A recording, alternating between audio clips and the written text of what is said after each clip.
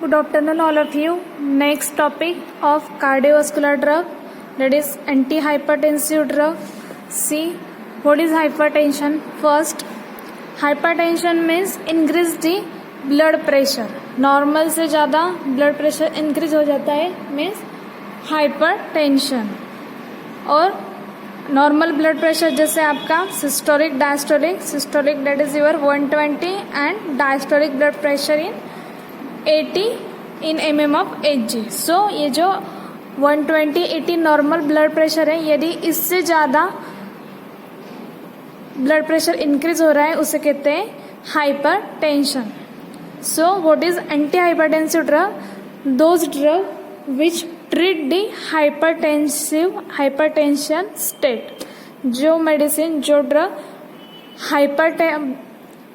Hypertension blood, जो hypertension state रहता है वो उसे ट्रीट करता है, उस मेडिसिन को एंटी हाइपरटेंसिव ड्रग्स कहते हैं. See, let's see anti hypertensive drug. Hypertension means high systemic blood pressure.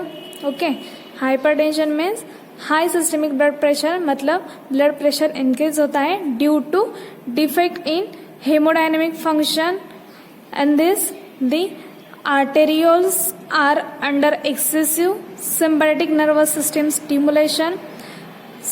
Sympathetic nervous system जो एएनएस का फर्स्ट टाइप है, सिंपैथिक नर्वस सिस्टम मतलब एड्रेनर्जिक नर्वस सिस्टम, उसके अंदर 2 रिसेप्टर आते हैं, alpha receptor, beta receptor. So alpha 1 receptor का role क्या है? अल्फा 1 रिसेप्टर जो ब्लड कैपिलरीज में प्रेजेंट रहता है उसका रोल है वैसे कॉन्ट्रैक्शन. सो वो वेसल्स को, हमारे ब्लड कैपिलरीज को कॉन्ट्रैक्ट करता है, मतलब नॉर्मल से साइज कम करता है, कॉन्ट्रैक्ट करता है. So in that systematic sympathetic nervous system, यदि अल्फा 1 रिसेप्टर का सीक्रेशन, जैसे अल्फा 1 रिसेप्टर की एक्टिविटी इंक्रीज हो गई जिसकी वजह से हमारे कैपिलरी ज़्यादा ही कॉन्ट्रैक्ट हो गई. ओके, यदि हमारी ब्लड कैपिलरीज नॉर्मल से ज़्यादा उसकी साइज कम हो रही है, मतलब ज़्यादा कॉन्ट्रैक्ट हो रही है, यदि ज़्यादा कॉन्ट्रैक्ट हो जाती है हमारी ब्लड कैपिलरीज, नॉर्मल से कम उसकी साइज हो रही है, तो हमारा ब्लड प्रेशर इंक्रीज हो जाता है. So this is the causes of hypertension. Okay, hypertension ये मतलब हाई ब्लड प्रेशर, उसमें arterioles are under excessive sympathetic nervous system stimulation. ये जो अल्फा 1 रिसेप्टर है सिंपैथिक नर्वस सिस्टम का, यदि वो एक्सेसिव स्टिमुलेट हो गया, एक्सेसिव जैसे उसका वर्क कर रहा है, ज़्यादा ही कॉन्ट्रैक्ट कर रही है ब्लड कैपिलरी, तो उसका इफेक्ट हमारे ब्लड प्रेशर पे होगा, वो ज़्यादा ही ब्लड प्रेशर हाई हो जाएगा. Next, this causes arterial contraction and subsequent increase in peripheral resistance to blood flow. जैसे मैंने बताया, ज़्यादा ही अल्फा 1 रिसेप्टर स्टिमुलेट हो गया तो हमारी आर्टरी ज़्यादा ही कॉन्ट्रैक्ट हो जाएगी, उसके वजह से हमारा ब्लड फ्लो इंक्रीज हो जाएगा नॉर्मल से ज़्यादा. That means your hypertension state. After that, does blood pressure increase due to prolonged elevation of blood pressure, the renal and cardiovascular complications occur. So वहाँ पे किडनी के रिलेटेड और हमारे heart के रिलेटेड कॉम्प्लिकेशंस ऑकर हो जाते हैं यदि ब्लड प्रेशर इंक्रीज हो जाता है. तो to lower blood pressure and reduce death rate. So जितना ज़्यादा ब्लड प्रेशर होगा उतना ही हमारा हार्ट को प्रॉब्लम आ सकते हैं, कॉम्प्लिकेशन ऑकर होते हैं हार्ट को, हार्ट के रिलेटेड, और रीनल मतलब किडनी रिलेटेड कॉम्प्लिकेशंस ऑकर होते हैं. सो वो जो ब्लड प्रेशर इंक्रीज हुआ है उसे लो करना चाहिए, अप टू नॉर्मल तक कम करना चाहिए, जिसके वजह से हमारे जो डेथ के चांसेस होंगे वो कम हो जाएंगे. Okay, so use of the lower blood pressure and reduce death rate, use of anti hypertensive is must. So जो ब्लड प्रेशर इंक्रीज हुआ है नॉर्मल से ज़्यादा, उसे कम करने के लिए, कम मतलब नॉर्मल तक कम करने के लिए हमें एंटी हाइपरटेंसिव मेडिसिन मस्ट है. ओके, इसका यूटिलाइज करना है. After that, the physician measures both systolic and diastolic pressure. अभी सिस्टोलिक और डायस्टोलिक प्रेशर मतलब क्या? जो हार्ट पंप करता है, जो हमारे हार्ट्स बीट रहते हैं, हार्ट बीट्स उसका साउंड जैसे लब डब साउंड होता है। ओके, सो उसमें क्या होता है, जो हमारे हार्ट बीट रहते हैं, जो लब डब साउंड करता है, उसमें जो हमारा हार्ट रहता है वो पंप करता है। पंपिंग में वो कॉन्ट्रैक्ट करता है, कॉन्ट्रैक्शन उसे सिस्टोल कहते हैं, और रिलैक्स करता है, रिलैक्स को डायस्टोलिक कहते हैं। सो जब हमारा हार्ट कॉन्ट्रैक्ट करता है, साइज वो श्रिंक करता है, कॉन्ट्रैक्शन करता है, तब वो हार्ट हमारे पूरे बॉडी ऑर्गन्स को ऑक्सीजनेटेड ब्लड प्रोवाइड करता है आर्टरी के थ्रू। ओके, ये हो गया सिस्टोलेशन। सो अभी डायस्टोल मतलब रिलैक्सेशन। सो डायस्टोल कब होगा, हार्ट रिलैक्स कब होगा, जो कॉन्ट्रैक्ट हुआ रहता है, श्रिंक हुआ रहता है, जो हार्ट की साइज कम हो जाती है, उसे वो नॉर्मल लेवल में आ जाता है, रिलैक्स फेज में आ जाता है। हार्ट जब रिलैक्स फेज में आता है उसे डायस्टोलिक कहते हैं। तब जो पहला दिया हुआ, प्रोवाइड किया हुआ ब्लड था, ऑक्सीजनेटेड ब्लड हमारे ऑर्गन्स को, वो ब्लड रिटर्न हार्ट की तरफ आता है। ओके, जो सारे ऑर्गन्स के पास ब्लड जाता गया होता है ऑक्सीजनेटेड, वो सारा ब्लड रिटर्न आता है डीऑक्सीजनेटेड ब्लड। गया था तब उसमें ऑक्सीजन्स थे, O2, जब रिटर्न आता है तब CO2 मॉलिक्यूल उसमें प्रेजेंट रहते हैं, और वो जब जाते तब आर्टरी थ्रू जाते हैं, और रिटर्न रिवर्स हार्ट की तरफ आते हैं तब वेन थ्रू आते हैं। सो जब हार्ट पंप करता है मतलब कॉन्ट्रैक्शन होता है, ब्लड प्रोवाइड करता है सारे हमारे बॉडीज ऑर्गन को, सिस्टम को, टिश्यू सेल को, उसे ऑक्सीजन प्रोवाइड करता है और न्यूट्रिशन प्रोवाइड करता है। आर्टरी के थ्रू ब्लड प्रोवाइड होता है हमारे पूरे बॉडी ऑर्गन्स को। इसे कहते हैं कॉन्ट्रैक्शन मतलब सिस्टोलिक प्रोसेस। आफ्टर दैट जो हार्ट रिलैक्स होता है, रिलैक्स फेज में आता है, तब सारा ब्लड रिटर्न आता है वेन के थ्रू, और उसमें CO2 फॉर्म में आता है, डीऑक्सीजनेटेड ब्लड आता है, उसे कहते हैं डायस्टोलिक मतलब रिलैक्सेशन। सो ये जो इसे कहते हैं हार्ट बीट, जो कॉन्ट्रैक्ट होता है, रिलैक्स होता है, ब्लड देता है, रिटर्न आता है ब्लड, ऑक्सीजनेटेड ब्लड देता है आर्टरी थ्रू, और डीऑक्सीजनेटेड ब्लड रिटर्न आता है वेन थ्रू। इसे कहते हैं सिस्टोलिक, डायस्टोलिक। ये हमारी हार्ट बीट रहती है, जो हमारा हार्ट बीट होता है, लब डब साउंड होता है, ये हमारा हार्ट बीट से सिस्टोलिक डायस्टोलिक प्रोसेस है। सो इन दैट हाइपरटेंशन, ये हमारा जैसे नॉर्मल हार्ट बीट रहता है, नॉर्मल हमारे हार्ट बीट्स रहते हैं। सो यदि ब्लड प्रेशर इंक्रीज हुआ मतलब हाइपरटेंशन स्टेट, तो in that hypertension state physician measures both systolic and diastolic pressure. Systolic pressure undergoes considerable fluctuation. So जो systolic diastolic जैसी नहीं रहती, वो उसमें वेरिएशन आ जाता है। जैसे सिस्टोल को डायस्टोल को ज़्यादा टाइम लग रहा है। ओके, सो जो सिस्टोलिक और डायस्टोलिक है उसमें फ्लक्चुएशन आ जाते हैं इन हाइपरटेंशन स्टेट में।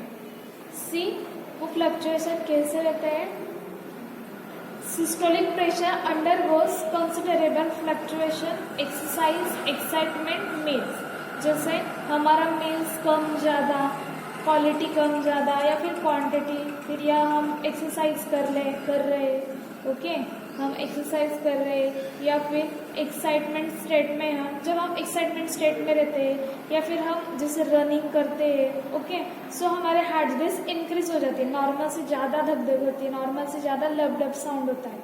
इसे हम क्या कहते हैं, जैसे हमारे हार्ट बीट बढ़ गई, तब जब हम जैसे रनिंग कर रहे हैं, मतलब कोई अदर एक्सरसाइज कर रहे हैं, या फिर ज़्यादा हम एक्साइटमेंट फेज में चले गए।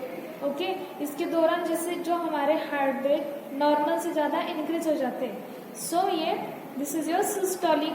सिस्टोलिक में फ्लक्चुएशंस होते हैं। So increase it while sleep, rest, etcetera.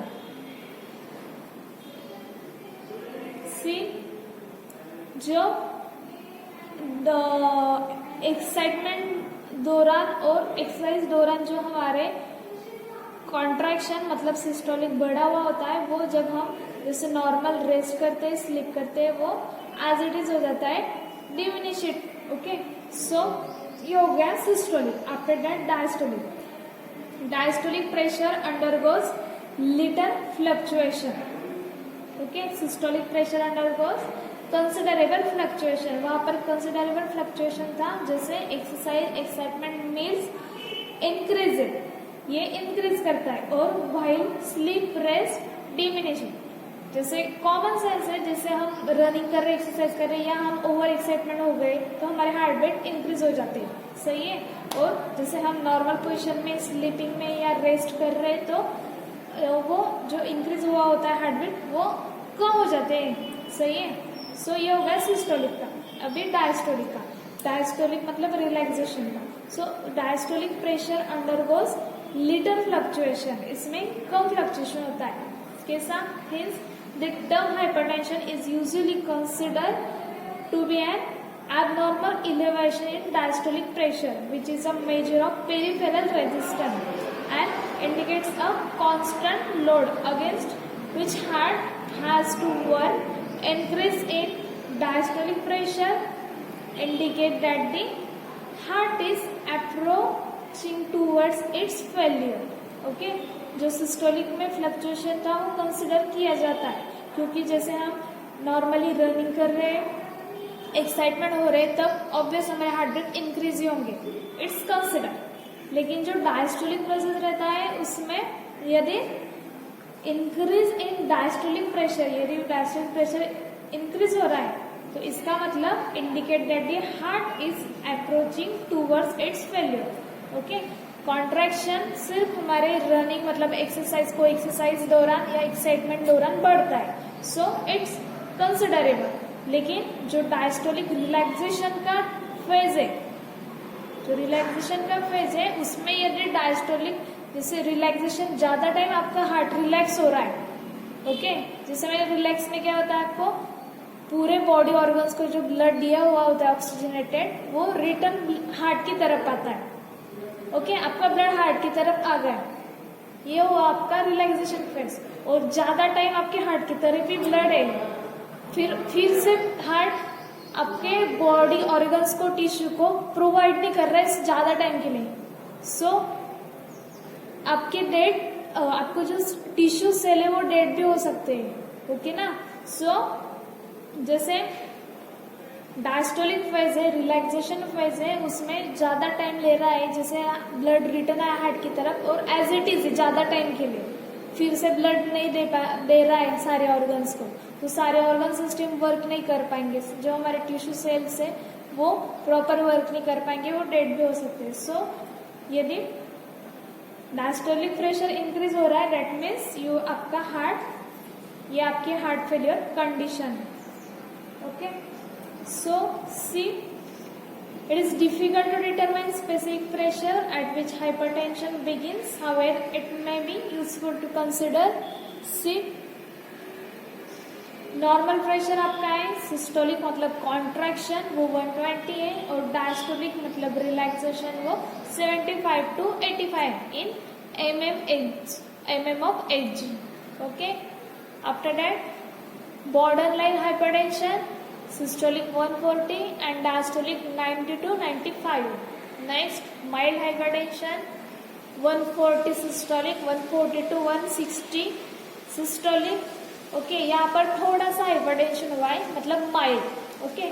Mild hypertension, जैसे नॉर्मल सिस्टोलिक था 120, सो माइल्ड हाइपरटेंशन, हाइपरटेंशन मतलब blood flow, blood pressure increase हुआ है, लेकिन माइल्ड में मतलब थोड़ा सा इंक्रीज हुआ है, सो 140 to 160।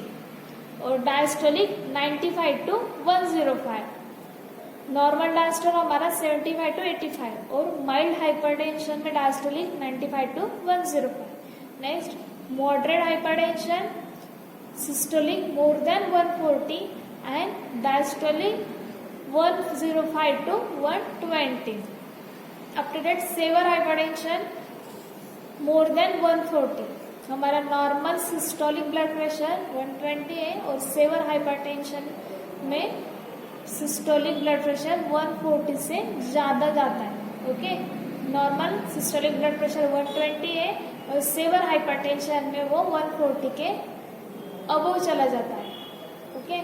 और नॉर्मल डायस्टोलिक हमारा ब्लड प्रेशर 75 to 85 है, और यदि सेवर हाइपरटेंशन हुई कंडीशन तो उसमें हमारा डायस्टोलिक ब्लड प्रेशर 120 के आगे जाता है, जो हमारा नॉर्मल 85 तक है। ओके? वो 120 के आगे चला जाता है। सो This is the normal blood pressure, borderline, mild hypertension, moderate hypertension and severe hypertension. After that, if the cause of blood pressure elevation is not known, then it is called essential or primary hypertension, which may be benign, gradual or malignant accelerated. Okay, जो जैसे कोई unknown reason है, मतलब जिससे हमारा blood pressure increase हो रहा है, तो उसका रीजन हमें पता नहीं है, सो उसे इसेंशियल और प्राइमरी हाइपरटेंशन कहते हैं. ओके, जिस रीजन की वजह से हमारा ब्लड प्रेशर इंक्रीज हो रहा है उसे इसेंशियल और प्राइमरी हाइपरटेंशन कहते हैं. विच में भी बीनाइन, वो बीनाइन भी हो सकता है, मतलब कम, जैसे स्टार्टिंग के लेवल भी हो सकती है, या फिर मालिग्नेंट, जैसे ज्यादा सीवर कंडीशन भी हो सकती है. Next, if blood pressure disorder are due to definable causes like renal artery stenosis, restricted blood flow through renal artery. Okay, ये जो किडनी की कंडीशन है, जैसे ब्लड फ्लो को रेस्ट्रिक्ट किया जाता है रीनल आर्टरी के थ्रू, जो हमारी किडनी की आर्टरीज रहती है उसके थ्रू ब्लड फ्लो हो नहीं पाता. ये जो डिसऑर्डर है, ये जो रीनल फेलियर कंडीशन है. ओके, और pheochromocytoma, that means tumours in adrenal. Okay, जो हमारा एड्रेनल ग्लैंड है, एड्रेनल मेडुला है, उसमें यदि जैसे देखो हमारे एड्रेनल ग्लैंड के ऊपर हमारा निकोटिनिक रिसेप्टर प्रेजेंट रहता है. उसका क्या रोल रहता है? NN, निकोटिनिक रिसेप्टर प्रेजेंट रहता है. NN वो कैटेकोलामाइन एड्रेनालिन केमिकल्स रिलीज करता है. ओके, और यदि एक्सेसिव ये केमिकल्स रिलीज हो गए नॉर्मल से ज्यादा, तो उसके वजह से ट्यूमर फॉर्म होते हैं. So this is the condition called as pheochromocytoma. Pheochromocytoma that is adrenal medulla में ट्यूमर फॉर्म हो जाते हैं due to excessive secretion of adrenaline. Normal से ज्यादा एक्सेसिव एड्रेनालिन सिक्रेशन होने की वजह से एड्रेनल मेडुला में ट्यूमर फॉर्म हो जाती है. उसे कहते हैं फेनोक्रोमोसाइटोमा. और जो हमारी किडनी रीनल आर्टरीज है उसके थ्रू ब्लड फ्लो हो नहीं पाता है, that means our artery stenosis condition. So artery stenosis या फेनोक्रोमोसाइटोमा या एंडोक्राइन डिसऑर्डर्स, जिससे हमारे एंडोक्राइन ग्लैंड्स है उसमें बहुत से, जैसे हमारे सलाइवरी ग्लैंड वगैरह बहुत से जो ऑर्गन्स आते हैं उनका डिसऑर्डर है.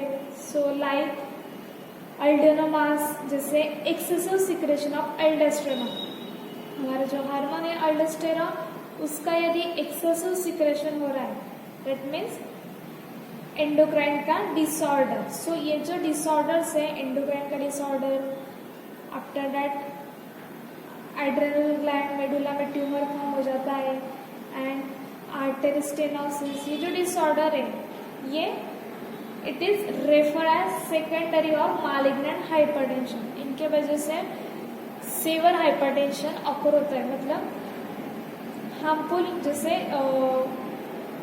सेवेरिटी में हाइपरटेंशन इसके वजह से ऑकर होता है. ओके, जिसे मालिग्नेंट हाइपरटेंशन. दो हाइपरटेंशन देखिए. फर्स्ट, जिसका रीजन हमें पता नहीं है कि कौन से रीजन के वजह से हाइपरटेंशन मतलब ब्लड प्रेशर इंक्रीज हो रहा है, उसे इसेंशियल और प्राइमरी हाइपरटेंशन कहते हैं. और artery stenosis, renal artery through blood flow हो नहीं पाता, ये डिसऑर्डर. देन एड्रेनल मेडुला में ट्यूमर फॉर्म हो जाते हैं just because of excessive secretion of adrenaline. And third one is endocrine disorder. ये 3 रीजन की वजह से जो हाइपरटेंशन ऑकर होता है which is a severe, that means malignant hypertension. Okay, so drugs which are used to treat hypertension are called anti hypertensive drug. Obvious drug which are used to treat hypertension, जो drug hypertension treat करने के लिए use करते हैं उसे कहते हैं anti hypertensive drug. सो कौन कौन से एंटी हाइपरटेंसिव ड्रग है? See classification of anti hypertensive drug. First neutral mechanism. See first class neutral mechanism. In that first, drugs modulating afferent nerve impulses, for example veratrum alkaloid. Okay, drug modulating afferent nerve impulses, for example veratrum alkaloid. Second class, drugs acting on central nervous system, alter sympathetic activity, for example clonidine. Third, drugs affecting non-adrenaline pathway, for example methyl-dopa and pargaline. Monoamino oxidase inhibitor. Monoamino oxidase inhibitor, example of drug affecting non-adrenaline pathway. Next, ganglion blocker. Ganglion blocker, for example pentolinium. Ganglion blocker, for example pentolinium. Next, drugs acting at or near postganglionic nerve ending, for example reserpine. Next, last class of neutral mechanism, that is adrenergic neuron blocker. Adrenergic neuron blocker, for example guanethidine. Second vascular mechanism. Okay, हम various category through various mechanism through hypertension state treat करेंगे. पहला देखा neutral mechanism, second vascular mechanism. So vessels पर क्या affect करके हम blood pressure maintain करेंगे, normal तक लाएंगे. See vascular mechanism. In the first adrenergic receptor blocker, alpha blocker, that is trazodone. Beta blocker propranolol. Second, direct acting vasodilator. Adrenergic receptor blocker देखा. Adrenergic receptor blocker मतलब क्या? जैसे ANS की जो first class है adrenergic nervous system या sympathetic nervous system. सो sympathetic में दो रिसेप्टर आते हैं, alpha receptor, beta receptor. Alpha 1 receptor वो हमारे वेन्स में प्रेजेंट रहता है, उसका रोल है वैसो कॉन्ट्रैक्शन. ओके, वो जो अल्फा 1 रिसेप्टर हमारे वेसल्स में रहता है वो हमारी वेसल्स को कॉन्ट्रैक्ट करता है. ओके, मतलब साइज कम करता है. सो नॉर्मल जो हमारी ब्लड कैपिलरी की साइज रहती है, ओके, ब्लड कैपिलरीज की जो नॉर्मल साइज रहती है उससे साइज यदि कम हुई, हमारी जो ब्लड वेसल्स है, ब्लड कैपिलरी है, उसकी साइज नॉर्मल से कम साइज हुई तो ब्लड प्रेशर इंक्रीज होता है. ठीक है. सो अल्फा 1 रिसेप्टर का यही रोल है कि वो वेसल्स को कॉन्ट्रैक्ट करता है, मतलब साइज कम करता है. साइज कम की यदि अल्फा 1 रिसेप्टर ने तो ब्लड प्रेशर इंक्रीज हो जाएगा. और हमें यदि हाई ब्लड प्रेशर वाले पेशेंट को ट्रीट करना है तो जो अल्फा 1 रिसेप्टर वेसल को कॉन्ट्रैक्ट कर रहा था, मतलब साइज कम कर रहा था, उसे हम रोकेंगे. ओके, मतलब रोकेंगे, इनहिबिट करेंगे, उसे ब्लॉक करेंगे अल्फा 1 रिसेप्टर को.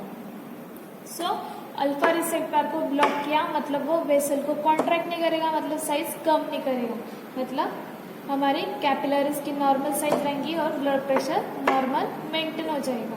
सो इसलिए ये क्लासिफिकेशन है मैकेनिज्म है vascular mechanism, that is adrenergic receptor blocker. In that alpha blocker, that is trazodone, and beta 2 blocker, for example propranolol.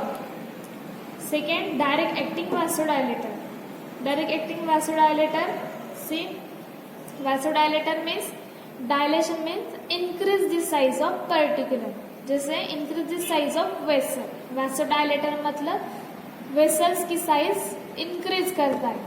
जैसे ब्लड प्रेशर में हमारे ब्लड कैपिलरीज की साइज नॉर्मल से कम हो जाती है, इसलिए ब्लड प्रेशर इंक्रीज होते हैं, बीपी हाई होती है। सो जो साइज नॉर्मल से कम हुई है उसे हमें फिर से बढ़ानी है नॉर्मल तक, मतलब वैसो डायलेटर। जो वेसल्स कम हुई थी, नॉर्मल से कम हुई थी, इसके वजह से ब्लड प्रेशर हाई हुआ था, उसी वेसल को हम अप टू नॉर्मल मतलब साइज बढ़ाएंगे, अप टू नॉर्मल करेंगे, उसे ही कहते हैं vaso dilator. So first calcium channel blocker, for example nifedipine. Second potassium channel activator, for example chromacalin. Third non-specific vasodilator, for example minoxidil. And third one humoral mechanism. See humoral mechanism जो हमारा hormonal mechanism है, drugs acting on renin angiotensin system, renin inhibitor, for example beta 2 blocker like propranolol. Second angiotensin converting enzyme inhibitor, for example captopril and enalapril. And third one is angiotensin 2 receptor antagonist मतलब वही जैसे उसकी activity block करता है, जैसे inhibitor. Okay, antagonist मतलब उसका effect opposite करता है, रोकता है। For example losartan, telmisartan, saralasin. Okay, saralasin and losartan. And next aldosterone antagonist means activity कम करता है, और एगोनिस्ट मतलब to increase the activity of particular. So aldosterone antagonist, for example spironolactone.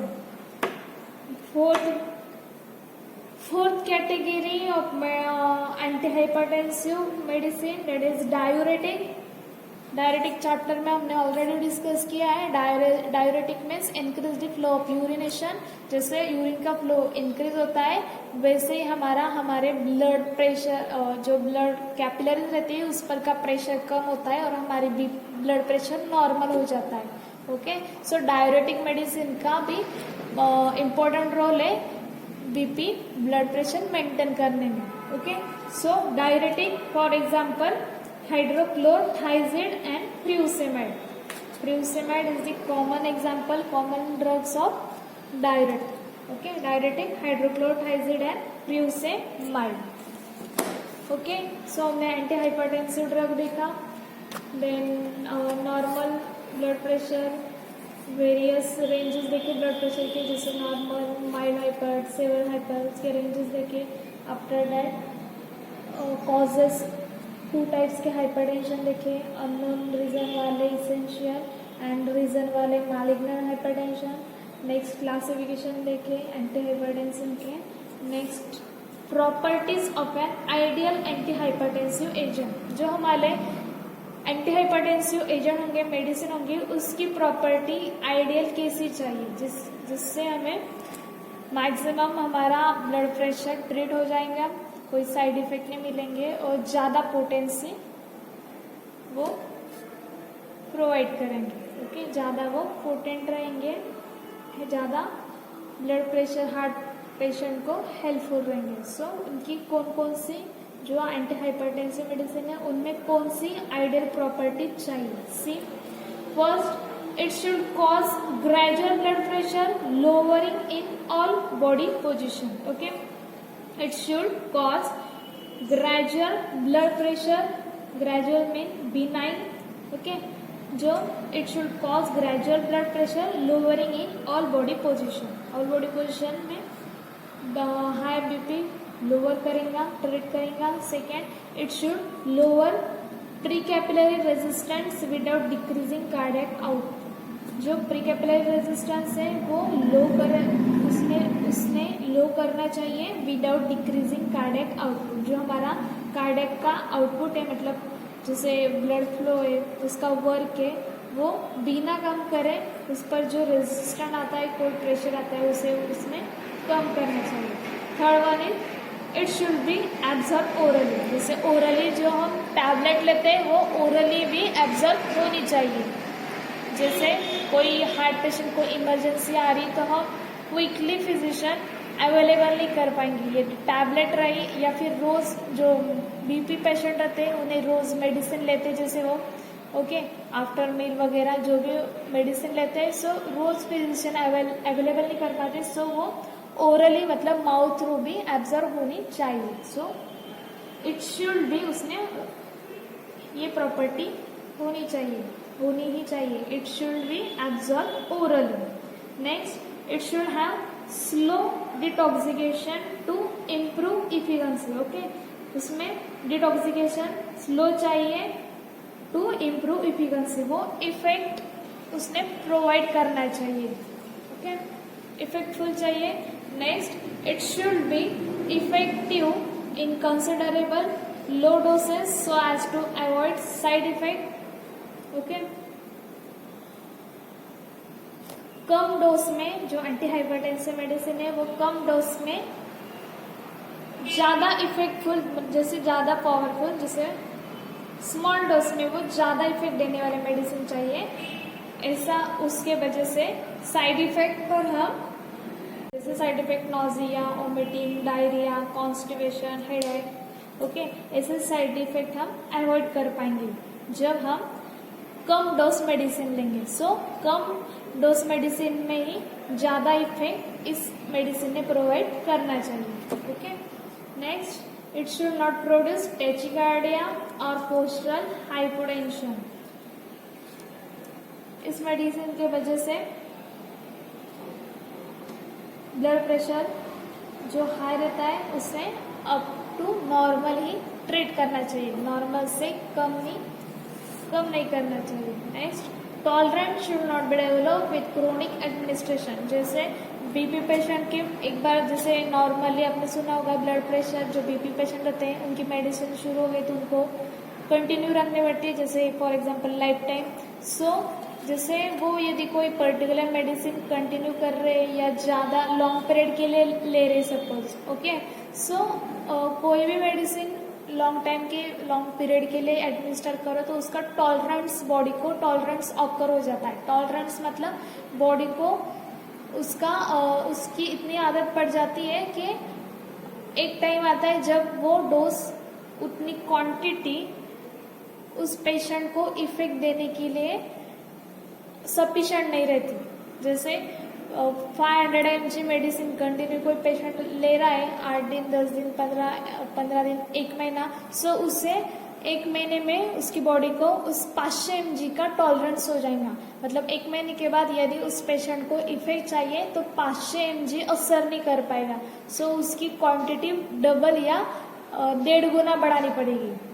Okay, 1000 mg लेनी पड़ेगी या जैसे 1.5 गुना बढ़ानी पड़ेंगी, तब जाके उस पर्सन को इफेक्ट मिलेगा। इसे कहते हैं tolerance. So anti hypertensive agent की आइडियल प्रॉपर्टीज ऐसी चाहिए कि कोई पेशेंट ने ज़्यादा लॉन्ग पीरियड के लिए भी एडमिनिस्टर की, फिर भी उसने टॉलरेंस डेवलप नहीं करना चाहिए। Okay, these are the ideal properties of anti hypertensive drugs. Now next we are discussing antihypertensive drugs one by one. See, first drug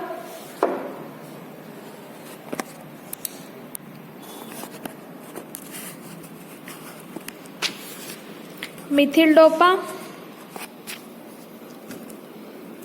In that methyldopa, see structure of methyldopa, chemical name of methyldopa. See, this is basic ring. Okay, carbon number 1, 2, 3, ये third carbon को ये cycle attach है। Okay, carbon 1, 2, 3, methane, ethane, propane. Okay, ये carbon number 3 है और third carbon को ये ring, ये हेट्रोसाइक्लिक रिंग, ये 6 कार्बन एरोमेटिक रिंग अटैच है। ओके, सो इस रिंग में भी जैसे ये फंक्शनल ग्रुप प्रेजेंट है, हाइड्रोक्सिल ग्रुप प्रेजेंट है, सब्सटेंट प्रेजेंट है। ओके, सो वो कौन से नंबरिंग पर कौन से कार्बन प्रेजेंट है, इसलिए हमें इस एरोमेटिक रिंग को भी नंबरिंग देनी पड़ेंगे। सो 1, 2 3 4 5 6. ओके, सो ये भी 1 2 3 और ये भी 1 2 3. ये इस 1 2 3 और इस 1 2 3 में डिफरेंस हमें पता चलना चाहिए, इसलिए हमेशा जो मेन चेन रहती है उसकी नंबरिंग ऐसे ब्रैकेट से बाहर लिखते हैं और जो ब्रांचिंग चेन रहती है उसकी नंबरिंग हमेशा ब्रैकेट में लिखते हैं, जिसके वजह से हमें डिफरेंट पता चलेगा कि कौन सी ब्रांचिंग की नंबरिंग है और कौन सी मेन चेन की नंबरिंग है. सी यहाँ पर दिया है थर्ड कार्बन. ओके, 3 1 2 3 3 कार्बन को इस 3 कार्बन पर ये अटैच है, तो वहाँ पर 3 4 डाइहाइड्रोक्सी. ओके, ये थर्ड कार्बन पर ये रिंग अटैच है, सही है. सो उसमें भी इस रिंग को 1 2 3 थर्ड कार्बन को और फोर्थ कार्बन को 2 हाइड्रोक्सिल ग्रुप अटैच है. सो इसलिए हमने पहले 3 लिखा, थर्ड कार्बन को ये रिंग अटैच है, तो ये रिंग के बारे में लिख रहे हैं इसलिए ब्रैकेट ड्रॉ किया. सो वहाँ पर ब्रैकेट में ब्रांचिंग की नंबरिंग लिखेंगे 3rd 4 डाइहाइड्रोक्सी 2 हाइड्रोक्सी और ये हमारी phenyl ring. Okay, branching chain हो गई इसलिए bracket complete. After that second carbon पर methyl, second methyl L alanine, this is remaining L alanine. और दूसरा केमिकल नेम ऑप्शन के लिए 2 अमाइनो सी, सेकेंड कार्बन पर यहाँ पर amino NH2 2 amino third carbon पर ये साइड चेन इसलिए ब्रैकेट ड्रॉ किया, इसमें 3rd 4 dihydroxy phenyl. Okay, bracket complete क्योंकि ब्रांचिंग कंप्लीट हो गई. देन सेकेंड कार्बन पर मिथिल. ओके, पहले अमाइन लिखा था 2 अमाइनो, अभी 2 ये मिथिल हो गया. सो ये 3 कार्बन बाकी 1 2 3, that is propionic carboxylic acid, methane ethane propane propionic acid. This is our chemical name of methyl dopa. Okay, see properties, it occurs as white to yellowish white fine powder which may contain friable lumps in the sense जैसे कोई powder में कोई drug में हम जैसे water या vehicle के droplets mix करते तो उसकी जैसे गोले फॉर्म में हो जाते हैं, that is lumps. Okay, it is odorless and almost tasteless. It is sparingly soluble in water and very soluble in dilute hydrochloric acid. When it is treated with ninhydrate in sulfuric acid, it gives dark purple color which become pale brownish yellow when water is added. Okay, chemical reaction of methyl dopa. यदि Mithil dopa को ninhydrin और sulphuric acid के साथ treat किया जाए तो वो हमें डार्क पर्पल कलर प्रोवाइड करता है, और उसमें वाटर ऐड किया जाए तो वो dark purple colour brownish yellow में कन्वर्ट हो जाता है. ओके, पेल ब्राउनिश येलो में कन्वर्ट हो जाता है. Storage, it is store in tightly close light resistant container. After that uses see to control blood pressure in primary hypertension. Okay, essential hypertension मतलब जिसका रीज़न हमें पता नहीं है कि कौन से रीज़न, जो अननोन रीज़न है जिसके वजह से हमारा ब्लड प्रेशर इंक्रीज हुआ है, that is called as essential hypertension. So hypertension treat करता है, कंट्रोल में लाता है to control renal hypertension, to treat hypertension in pregnancy. See hypertension in pregnancy मतलब जैसे जो प्रेग्नेंट वुमेन रहते हैं उनमें जो ब्लड प्रेशर इंक्रीज हो जाता है. सो प्रेग्नेंट वुमेन में ब्लड प्रेशर क्यों इंक्रीज होता है? See pre eclampsia is a condition that can affect pregnant women resulting in high blood pressure and damage to one or more organs, often the kidney. Okay, pregnant women में blood pressure increase हो जाता है तो वो organs को damage के लिए responsible रहता है, जैसे कि kidney damage हो जाती है. So उसके वजह से causing protein in the urine. यदि kidney damage है तो kidney उसका proper work नहीं कर पाएगी, so urine through protein भी excrete out होंगी. Okay, so this is the toxemia of pregnancy condition. After that, see, to reduce hot flushes in post menopausal women. Okay, so what is hot flushes? See, hot flushes means a sudden wave of mild or intense body heat caused by rushes of hormonal changes. Sudden wave of mild or intense body heat, body में suddenly heat occur हो जाती है, उसके वजह से cause by rashes occur होते हैं of hormonal changes के वजह से हीट ऑकर होती है, रैशेस ऑकर होते हैं. उसका रिजल्ट ये होता है कि डिक्रीज लेवल ऑफ एस्ट्रोजन. जैसे हार्मोनल चेंजेस में हमारा एस्ट्रोजन की लेवल कम हो जाती है, इसके वजह से हीट प्रोड्यूस होती है, रैशेस ऑकर होते हैं. Okay, hot flashes can occur at any time and many last from a few seconds to a half hour. They are due to blood vessel opening and constricting symptoms of menopause.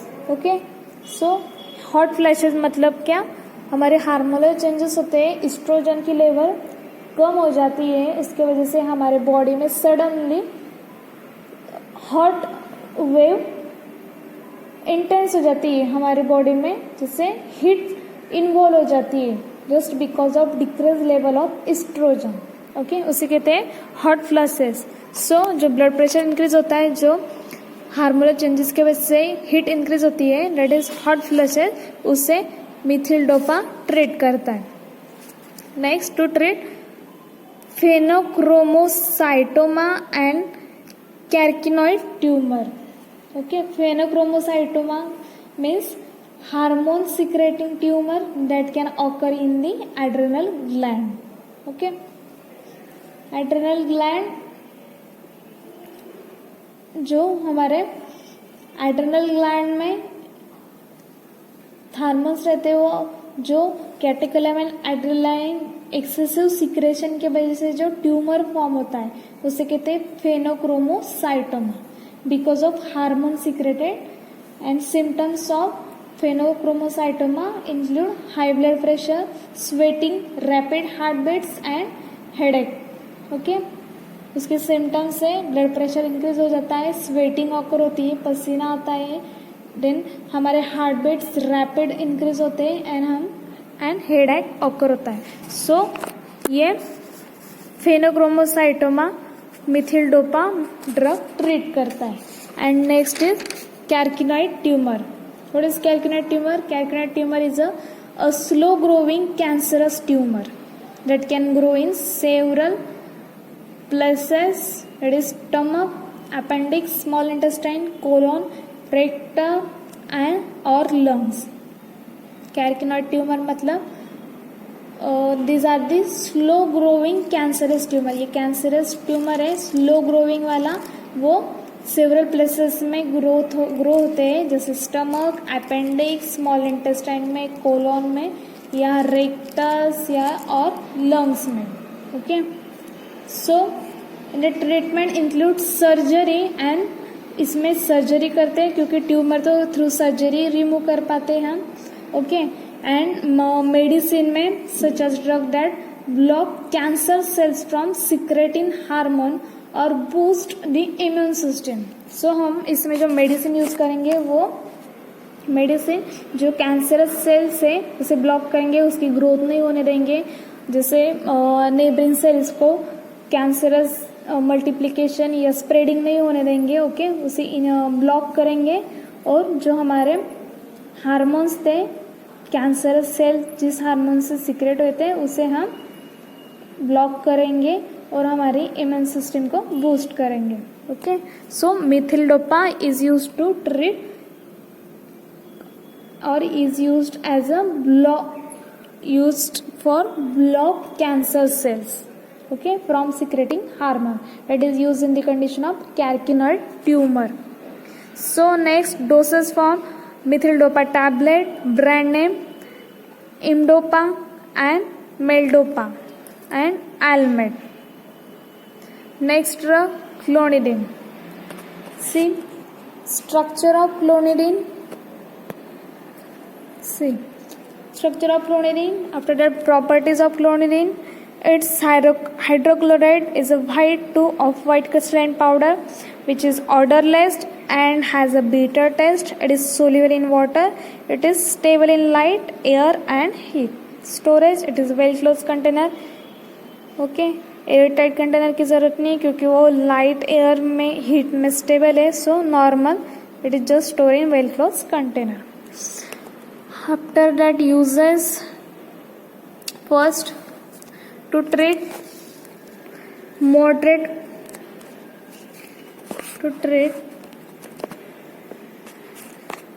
moderate primary hypertension. Okay, primary moderate hypertension वो treat करता है. To treat dysmenorrhoea. Okay, dysmenorrhoea means painful menstruation typically involving abdominal cramps. Dysmenorrhoea मतलब जो menstruation cycle में abdominal cramps होते हैं, जो pen होता है, उसे ट्रीट करता है. So treat dysmenorrhoea. After that for prophylaxis of migraine and cluster headache, migraine और हेडेक ट्रीट करता है. Next to treat post menopausal vasomotor instability, जो वैसोमोटर इंस्टेबिलिटी रहती है उसे ट्रीट करते हैं. ओके, आफ्टर दैट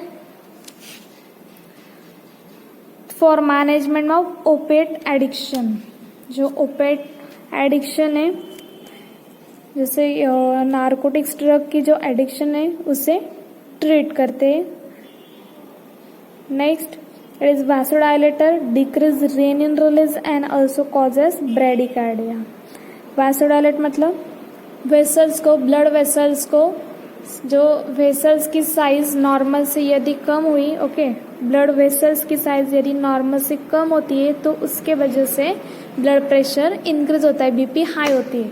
सो क्यों? क्योंकि नॉर्मल ब्लड प्रेशर की साइज कम हुई थी. सो जो साइज कम हुई थी उसके वजह से बीपी हाई हुआ. उस साइज को हम अप टू नॉर्मल साइज बढ़ा के नॉर्मल करते हैं, मतलब dilation.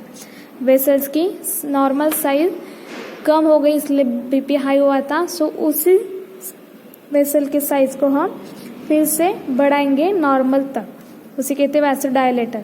So it is use as a vasodilator. Decrease renin release.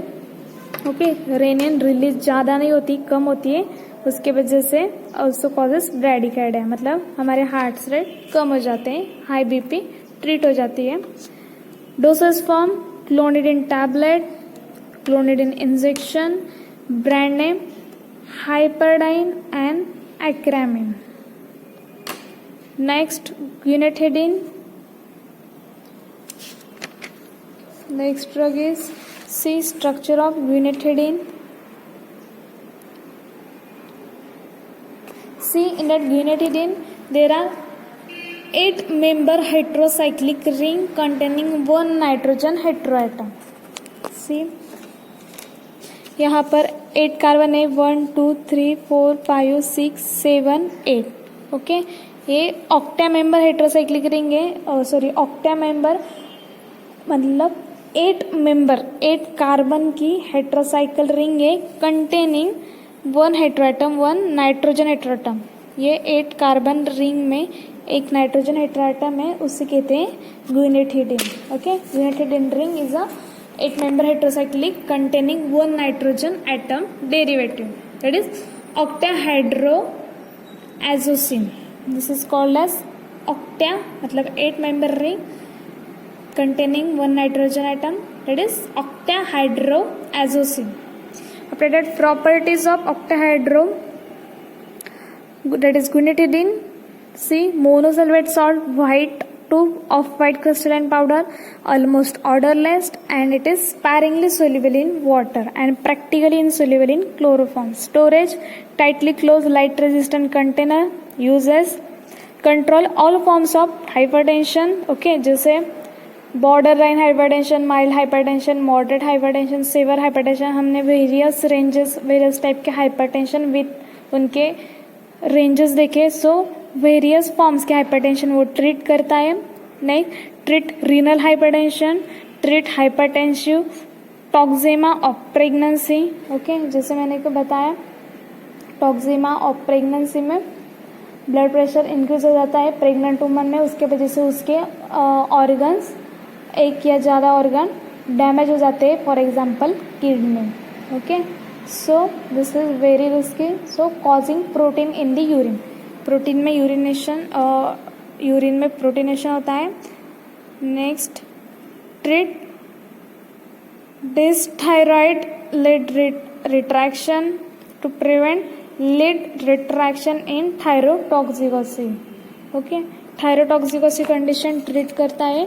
थायरोटॉक्सिकोसी means an excess of thyroid hormone in the body. Okay, body में एक्सेसिव हार्मोन हो जाते हैं. Having this condition also means that you have a low level of thyroid stimulating hormone. जो hormones रहते हैं हमारे thyroid stimulating hormone, उसकी level low हो जाती है.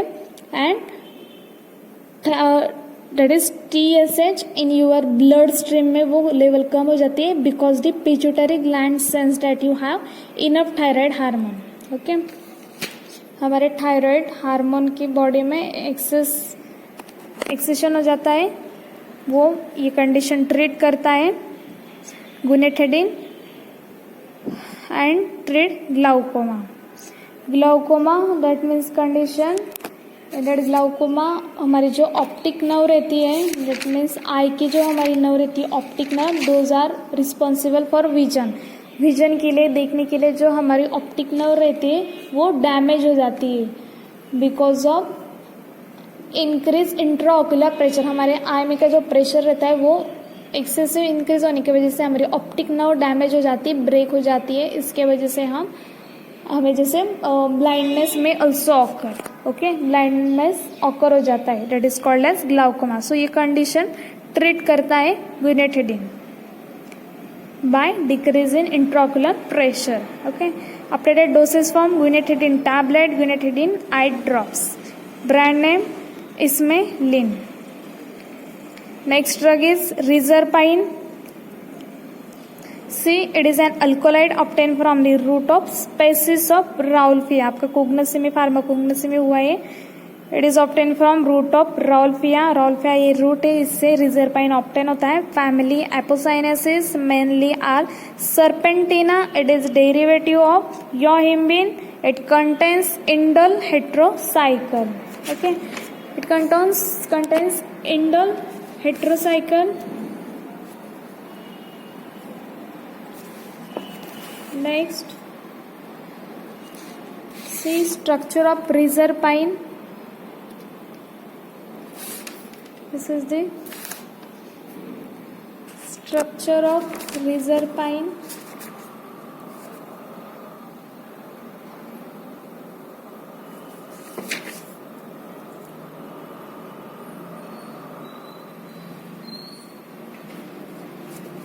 So, properties of reserpine: it occurs as white to slight yellow crystal or crystalline powder. It is practically insoluble in water but freely soluble in chloroform. It is leo-rotatory, मतलब left side rotation. Chemical properties: when it is treated with sodium molybdate and sulfuric acid, it gives a yellow color which changes to blue. Okay, यदि reserpine को sodium मॉलिब्डेट और sulphuric acid के साथ treat किया जाए तो वो हमें येलो कलर प्रोड्यूस करता है, वो ब्लू कलर में चेंज हो जाता है. Okay, yellow colour produce which changes to blue. Next, second is when it is treated with vanillin in hydrochloric acid it gives rose pink colour.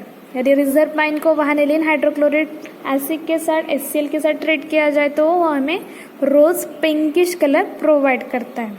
Stability storage: darken slowly on exposure to light but more rapidly in aqueous solution. Hence it is stored in tightly close light resistant container. Okay, users to treat mild hypertension associated with tachycardia. Tachycardia means increase the heart rate, heart beat. So जो blood pressure increase होता है मतलब hypertension, उसे treat करता है. That is mild hypertension. Second, as a sedative in a mild anxiety state. Anxiety मतलब जैसे fear, stress. Okay, सो जो हर वक्त किसी चीज़ की जैसे भीति लगी रहती है, सो दैट इज एंजाइटी, जो फियर वगैरह. ओके, जैसे फैटिग. सो ये कंडीशन में उनको जैसे स्लीपिंग पिल्स देते हैं. That is sedatives, hypnotic categories के मेडिसिन देते हैं. सीडेटिव्स में क्या होता है, in that normal dose of sedatives medicine which provide sedation, that means काम, CALM, काम दी नर्व, ओके, वो मतलब नर्वनेस मतलब रिलैक्सेशन प्रोड्यूस करता है but does not produce sleep, okay, in normal dose. Sedatives में नॉर्मल डोज में सिर्फ रिलैक्सेशन काम प्रोड्यूस करता है और हिप्नोटिक मेडिसिन में नॉर्मल डोज में स्लीप प्रोड्यूस करते हैं, okay. So as a Rizarpine, it is used as a sedative in mild anxiety state. Next, as an antipsychotic means tranquilizer psychotic condition में for management of grossly disturbed psychosis and also in a chronic psychosis, okay, जो कोई mentally disturb होगा, फिर उसकी condition starting की हो, acute हो या क्रोनिक साइकोसिस हो, सो उससे हम रिजरपाइन मेडिसिन देंगे। रिजरपाइन पेशेंट को जो ओवर हाइपर एक्साइटमेंट स्टेट में चला गया उसे रिलैक्सेशन काम डाउन करेंगे, रिलैक्स करेंगे, ओके, सिडेशन प्रोवाइड करेंगे। So it is use to treat antipsychotic, it is use as a antipsychotic drug also.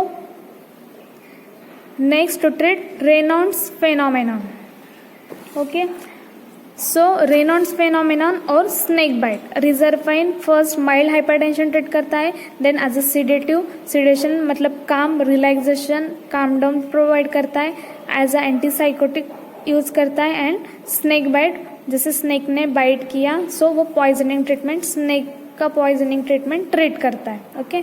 So now we see what is Raynaud's phenomenon।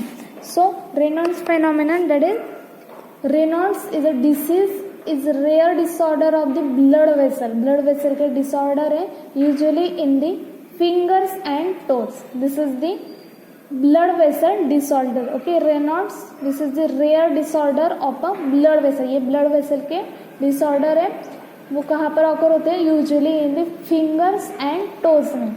it causes the blood vessel to narrow when you are cold or feeling stress। जब कोई person cold में या फिर stress feel कर रहा होता है उसमें उसके टोज के फिंगर्स के ब्लड वेसल नैरो हो जाते हैं। उसके वजह से when this happen blood can't get to the surface of the skin. वो इतने नैरो हो जाते हैं ब्लड वेसल कि वहाँ से ब्लड फ्लो नहीं हो पाता है, ओके। नॉर्मली ये फिंगर्स और टोज के ब्लड वेसल में नैरो हो जाते हैं जब आप स्ट्रेस फील करते हो या आप कोल्ड में रहते हो, ओके।